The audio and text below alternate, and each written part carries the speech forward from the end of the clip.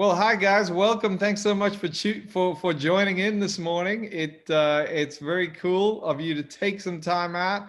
I know, Mark. Firstly, I want to commend you, mate. I know a lot of people have had a go at coaching Mike Weir, and you got a good result. Well done.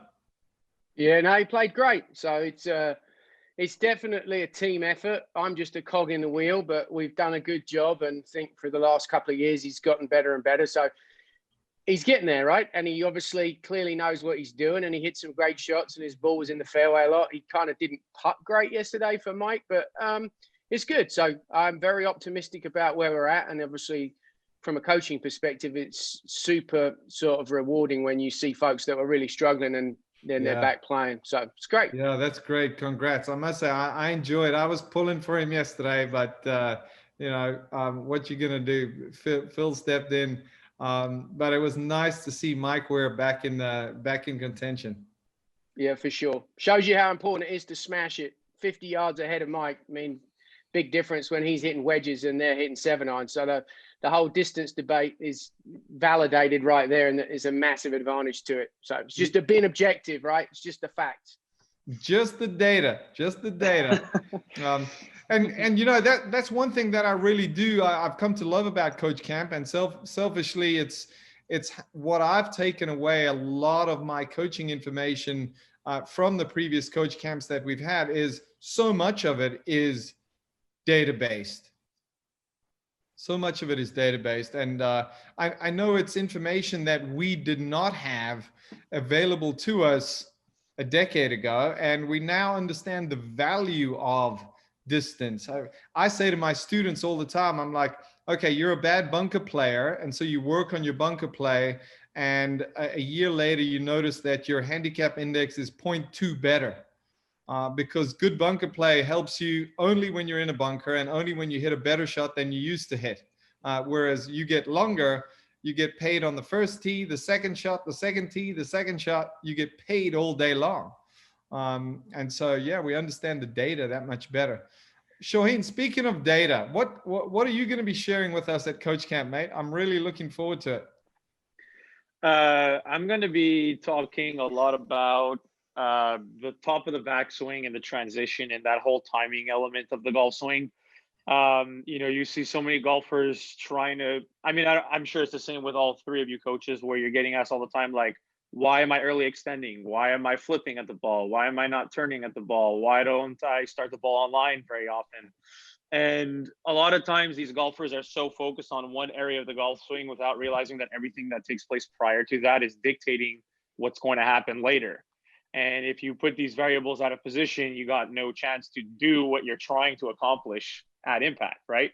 So it's going to be kind of like, I guess no different than what a lot of my social media stuff is, but just obviously way more detailed in terms of just the root cause of when things are taking place from the setup and beyond, and how important the backswing actually is. We say the backswing isn't important, and you can look at it in two ways. Like, the way I see the backswing is, it's not going to guarantee anything for you, but it's certainly going to dictate what you have to do if you want to hit a good shot from that point forward. And so it is important to understand where your backswing is and how the variables can or can't move from there. That's kind of what I'm going to be talking about in detail. Cool, I like it. And Erica, I thank you so much for jumping in at the last minute, but I appreciate you willfully jumping in and saying, yeah, I'll take that. And what are you going to be sharing with us? Well, I am looking forward to hopefully inspiring some teachers to get creative with their coaching in line with, I think, what I've gained a little bit of a following for, which is just, presentation of tips and ways to make things fun and connect with your students, make them relatable. So I just think that everybody has a niche, and the coaches that are going to be watching and participating in Coach Camp, everybody has great knowledge base, and everyone's learning too, but you can take what you're doing and you can put a twist on it to just make it that much more interesting. And so I think to help coaches, navigate not just social media, but just their presentation to their students of how they're coaching, that is going to be my theme. Huge.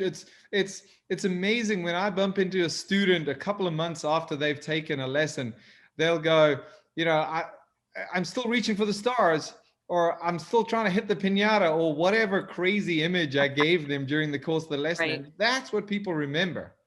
Right. Yes, That's what people exactly. remember. Exactly. Yeah. And So I must say, you've had some gems lately on Insta. You have had some gems. I've been enjoying it. I like it. Keep it up. thank Keep it you. up. And Mark, what you got, Pods? Yeah, so obviously we get two different presentations. So the first one, I'm going to talk a little bit about what I think coaches, if you're going to be an aspiring coach, some of the essentials from working with like club golfers, normal human beings, and then the best players in the world. And I kind of share with my coaches here that essentially, if you can teach someone a really good hook lesson and a really good slice lesson, every golfer kind of falls in the continuum within that.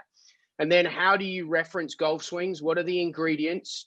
To Shaunene's point about the backswing and the setup, how can I influence whether you want to draw the ball or fade the ball from the get-go? And then what do we do in the downswing and the delivery? And kind of what does that framework look like? And then what are the pieces that you need for each player, whether it's a high-speed player or whether it's a club golfer? So I think those are skills that golf coaches really, really need, because it gives them a framework. And I don't think enough coaches have their own framework or reference, as in, okay, how do I look at this? What are the things I need to do? And then the second part, the second hour, is going to be a lot more into, we're trying to, obviously, distance and speed is really important. And so golfers, what they put into the club from their hands, a lot of times that's kind of maximized. But the reality is the only place that we can increase the input into the club is from the ground. So with the stuff I've done with Sasho and with the gasp force plates, we're going to get into how do you create angular momentum at the feet, things that people may not have heard of, like frontal plane torque, horizontal plane torque, total torque, and how that influences into your ultimately club head speed, ball speed. And so the ingredients that go with that, and just showing people, look, these are the things that you probably need to look at, and not necessarily maximizing forces, but more harmonizing so that things work together, so that folks can have a better idea of how they can help people increase their speed. So two kind of different things. One's real golf nerdy, and the other one's a little bit more pragmatic,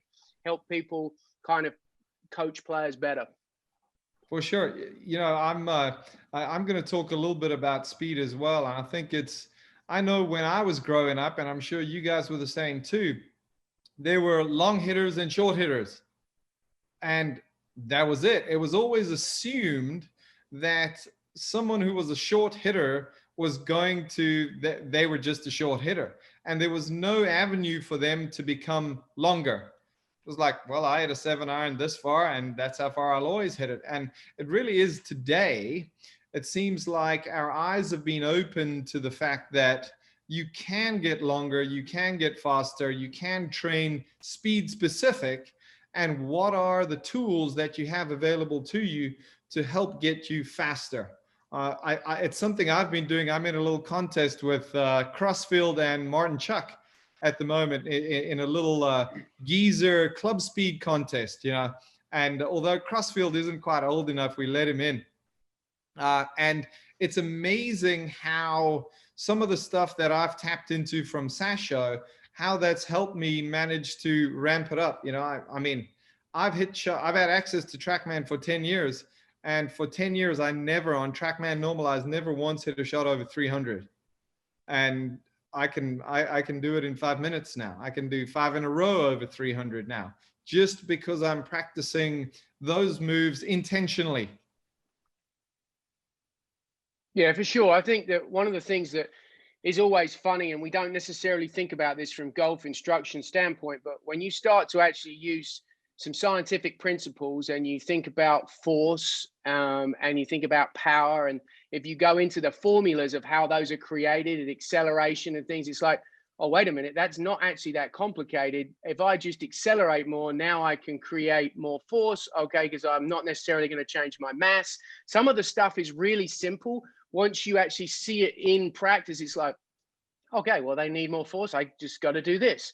Yeah. I think those things are a lot of the great thing about golf now is that we have better information to help people, and us as coaches, all have different ways to interpret and convey and communicate the information. At the end of the day, that's what everybody that's successful as a coach is they're a great communicator. You have the ability to take somebody and then give them the information and make it to where it's pliable to them.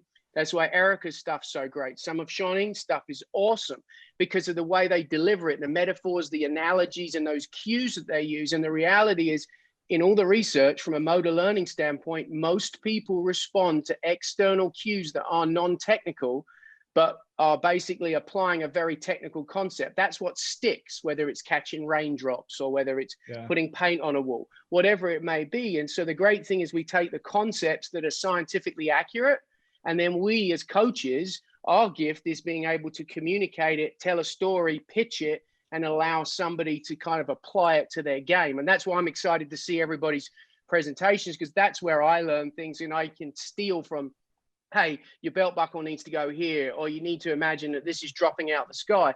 Those are things that nuggets I share with my players, and that's how we all learn and get better. And that's really what Coach Camp is all about, isn't it? It's people coming together who share a passion for coaching, who share this desire to want to help people to the best of their ability. And it's such a cool community, because I'm really, really looking forward to the 2 days. We've got some awesome presenters, and you know, in a roundabout way, this virtual version of Coach Camp that we're doing is somewhat appealing to me. We miss out on the face-to-face and the dinners and beers and the late night banter. But we are going to get a little further down the rabbit hole, I think, when it comes to some of the technical pieces of information and how that's communicated. That's the kind of stuff that I love about Coach Camp, and really looking forward to it, guys. One thing I did want to say before I ask you another question is, to everyone who's considering signing up, it's $200. We have decided to give everybody who signs up prior to the event free access to the recording. So once we've edited everything and put it nicely together for you, you'll have access to that via one device. You'll be able to watch it. You won't be able to share your access with as many people as you would like. Unfortunately, obviously, easy to see why we wouldn't want that. But you get the 2 days. You can pop in and out as often as you would like. I know people all over the world have got to take the kids to school and go and give a lesson and do that kind of stuff. But the recordings are going to be there for you to have access to, so you can watch it. And I know something great, if you do log in, if you can log in, we're going to have the Q&A sessions at the end of each day where people are going to be able to fire questions and ask all of us questions. So I'm looking forward to that. November 16, 17. Okay, now I've got to ask you guys another question. Two things. An area where you feel like you could learn more. The area where you feel like you could learn the most. And if you had one objective for your speak, your presentation, your time with the Coach Camp attendees, what would it be? So two-part answer. Erica, lead off. Ladies first. Oh goodness. Well, I know I can learn from everybody, particularly the guys right here on this Zoom. So I'm interested in learning more about, you know, converting energy to power and to help that average person do that better. You know, I think there's some low-hanging fruit there, and to be able to do that in an efficient way is really good. So I can't wait to learn more about that. As far as my goal of what I hope people leave from my presentation with is some new tools in their toolbox outside of kind of what they do on the lesson tee to help them grow their business and to help them think a little bit more outside the box, you know? So that's going to be my goal for my presentation. Very cool. Thank you. Shaheen? So as a starting point, I think that my answer of what I can learn is the same for everybody regarding the speed development, because obviously this is the name of the game right now. I mean, you see what Bryson's doing, and I just spoke to Scott Fawcett about how he's going to attack Augusta, and that's a very interesting conversation I'm going to be dropping soon. But look, at the end of the day, there's a lot of ways you can get a player to hit the ball farther. Most people who are the club golfers who are recreational are very inefficient with their delivery. You know, they deliver too much loft. They always have these open club faces. Their spin rates are super high. They don't have a great face to path, so there's too much curve on the ball. All these little elements are causing them to lose distance. So when we're, as coaches, working with players, oftentimes the majority of our students are recreational. That's the case for most people. Well, we're teaching them how to be more efficient, which gets them distance. We're not necessarily always teaching them speed development, right? Great And point. so I think that every single coach who's going to be joining this, yes, we can make a golfer create more shaft lean and add ball speed, but how do you get them to go from 70 miles an hour with a 7-iron to 80 miles an hour? And that's where I think like the conversations with Mark and stuff are going to be really interesting for myself as well. Even if it's not necessarily just the information we're learning, it's how he's communicating it, it's the drills he's using, it's the concepts he's delivering. So my answer wouldn't be different than any coach who's joining. Is I think the speed generation is huge. In terms of what I want players to understand, I mean, there's just so much information on the internet, and so much of it still, unfortunately, is not great. I still see people explaining concepts that are very outdated. So if I can kind of clarify the wrong concepts and make people understand how many different ways there are to deliver a club, how to look at the golf swing differently, I think that's my number one point, is don't look at the golf swing the way we did 15 years ago. Don't look at the same areas of the golf swing. The things that I thought were fundamental 15 years ago, to me, are no longer fundamental at all. And so, we need to change the coach's concepts of where to guide their eyes during a lesson so that you can look for the right things to make the player better. I think that's my point I want to get across. I hear you. Good job. Thanks. Mark? Yeah, I think it's always one of these things. You want to hear how other coaches communicate similar information. And then are there any things that they have had a lot of success with and that you could glean from that? And okay, I like the way that they apply that and the way they do that. So that's where I'm always keen to learn from people who are proficient, they've had success, and just the sort of nuances. So like the top of the backswing, I'm really interested to see what are the areas that of a focus, are those things that I focus on now. So you're always looking at these opportunities as to how do you increase your skill set? How do you get better? And people don't want to hear this, but people are always going to be better at certain aspects than you are. And the goal is to be able to learn from them and apply what they're really great at to make you a better coach overall. And we're all on a journey, right? We're trying to learn, and along that journey, the more you pick up from other people and share, the better you become. And there's more golfers than we can all ever coach. So the reality is we'd be much better off sharing, acknowledging some people, hey, they're really good at that. I can learn from that. So that's what I'm excited to gather. And then I guess my goal is to just give people a very pragmatic, not so philosophical, but more pragmatic approach of, look, here's how to help people get better. If you have some type of reference, some type of, if you like, blueprint that's generic, but allows you some diversity with each player, you're going to be more successful because you have the ingredients that have gone into the recipe for helping them play better. And that, my goal is always to take the information, complicated, if you like, principles, and dumb them down to like the cat ran up the hill, so that people can absorb it, apply it, and then help other golfers improve. That's cool. And you use the terms framework and blueprint, and Erica used the terms toolbox. I love all of that, because I know, having taught for a long time, that early on when you get out on that lesson tee, you don't have a very deep toolbox. You don't have a very good framework. And so every now and then you run into a student and you go, man, I don't think I really helped that person very much. But as you get further and further down the road, you add to that framework and that toolbox and that blueprint, and teaching becomes so much more fun. You become so much more successful at getting everybody to hit better shots, better bunker shots, you name it. And so, yeah, that's certainly what Coach Camp is all about. That's what I always look to take away, is how can I add to what I already know to help people have more fun ultimately out on the golf course. I want to mention this. I'm also really I'm certainly looking forward to hearing from the three of you, but we've got Dr. Sasho coming back. We've got Mark Bull, who's going to present on some tremendous stuff. He's putting out some good information.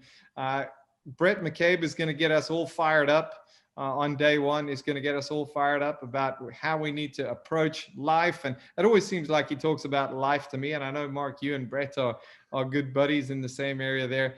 He gets me fired up just by almost looking at him now. And We've got Paul Wood, we've got Eric Henriksen, we've got Ian Fraser, we've got Brett Rumford, who's going to talk some short game with us out of Perth, Australia. Really looking forward to learning from that whole crew. And guys, I appreciate you sharing your willingness, your knowledge, your expertise, just coming on and going, hey, let's do this, let's help out, and let's see if we can turn back and help people coming up behind us, you know? For sure. Guys, what are you doing the rest of the day? Shoheen, are you going gonna do no, is that what the bottles are for, man? No. I'm just kidding. I got a lot of FaceTime sessions. Unfortunately, being in Montreal, I can't get into the US for traveling. So Yeah. a lot of my work with the tour players lately has been through FaceTime, which is, just an alternative method that I didn't think would be available, but obviously it's an option we have now. So taking advantage. Cool. Erica? Oh, just catching up from the weekend, sending follow-ups to students, and being mom on Mondays. And Mark, you got more presentations to come, mate. Yeah, I'm doing the a 2-hour sort of SoCal teaching summit thing with Justin Parsons, Jamie Mulligan, and Kevin Kirk. So I'm about to kick that off in about 30 minutes. So that'll be fun, and anyone can tune into that too. But it'll be cool. Yeah. Well, guys, thanks so much for tuning in. I really appreciate you taking the time, and cannot wait. November 16, 17. It's gonna be a goodie. Have a great week, and we'll see you soon, eh? See you guys. Thanks, Take care. Andrew. Cheers. Bye, guys. Bye.